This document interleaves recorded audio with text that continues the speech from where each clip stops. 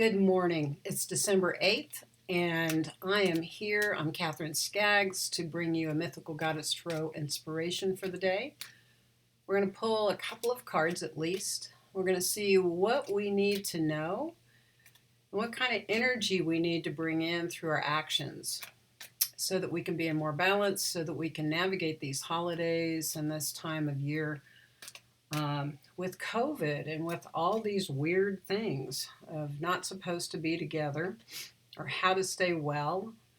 And it seems like that's a constant theme. I'd love it for those of you who love to get the inspiration if you would give me messages on Facebook or any other way you communicate with me so that you ask me questions. You ask the goddesses what we need to know, and I'll get more specific.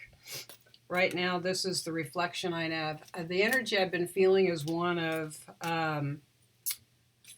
like things are slow and that things are coming together, but they're still not all together.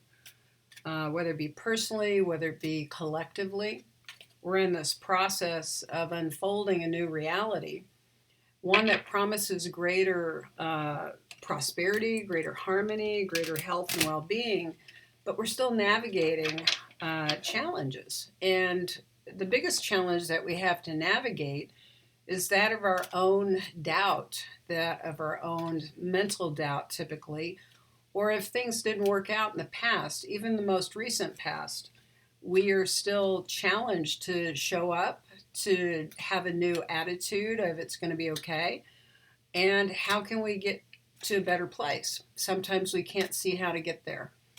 And so we're going to ask the goddesses to give us clear guidance, what's practical right now, and how we can do this and feel more relaxed, okay? All right. So I'm actually pulling 3 cards as the guidance I get. And I'm not assigning them to past, present, and future exactly. We'll see how they come. All right. One of the first cards we have, and she came up the other day in a reading, that's Amaterasu. She's the Sun card. And she tells me that we need to really focus on our inner light and the light in all good things around us. That we have illumination, that we have source here to propel us forward, to grow our dreams, and that it's already within us, that we need to be bright as best as possible. So that means we need to clear out any of the shadows, any of the places where we get afraid, any of the places where we doubt. I'll be doing a shamanic clearing healing session on the 10th, and that's something that you might consider joining, is that, or to do a ritual yourself to truly clean out, not just smudge, but to sit down and tend to the places where you're afraid or where things are slow, and to offer them up to the fire, to offer some smoke to them, to call upon your allies, your guides, your helpers, call upon Amaterasu to bring the light back into the areas that you have fear or doubt, to brighten your hopes and dreams. And to do this within yourself, to look in the mirror and to see the light within you so that you can bring that to all of your world. So it's a good beginning. Now, the next card that we need to tend to is what we need to clean out. So this is an earth card. So this is about being in the physical. This is about the earth journey. And this is about all the places where you are manipulated by your physical reality, or where you're manipulated and it affects your physical reality, both from within and everything around you. What are the things that are pulling your strings right now? Identify them. So those are the things that you have to clear out. Those are the things that you need to cut cords to. Literally, there are strands. This is a marionette. And the astrology on this card is Taurus. So this is about where we get stuck in the physical, where we have old patterns that we hold on to or they hold on to us, and that we need to cut the cords to those patterns.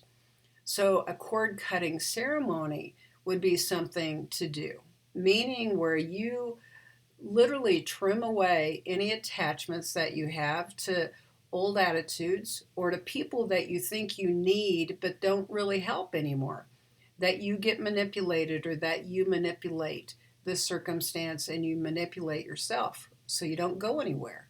You know, where are you really stuck or tied down that you need to be free? And so it's time to take an honest look at that, to bring the light in, to burn away those strings, those strands, to cut them, and to let them go so that you can move forward into the next stage. This may be a job, it may be a physical circumstance, and it definitely is about what you're doing in the physical because this is an earth card, but it's also about the patterns that have created an entanglement. So, where do you need to be unentangled? Where do you need to stop manipulating or being manipulated so that you can move forward in this new pattern? You know, we have that going on in politics right now. There's a lot of old patterns and people manipulating the circumstances, trying to make it their way. So, whether it be politics or personal, you need to do your best to move forward in the light. All right. So, the outcome and where we're headed. Anything is possible. This is Aditi. Again, she showed up the other day. She is the great void of potential and possibility.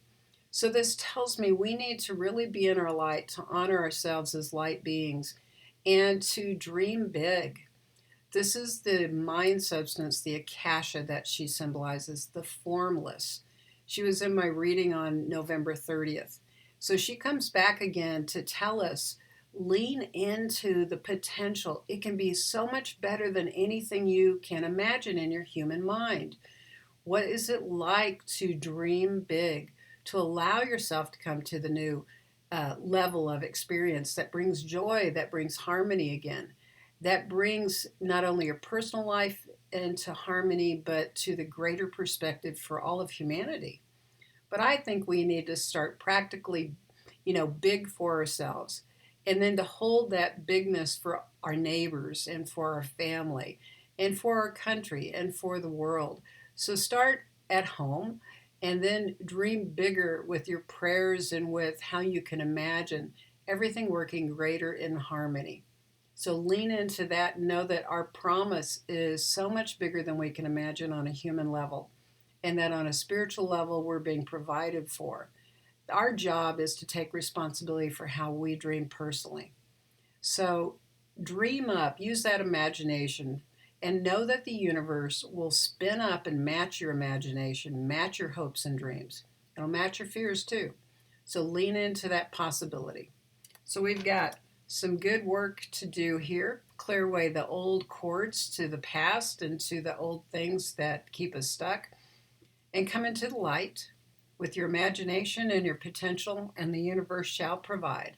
So my name is Katherine Skaggs, and it's been a delight to talk to you today.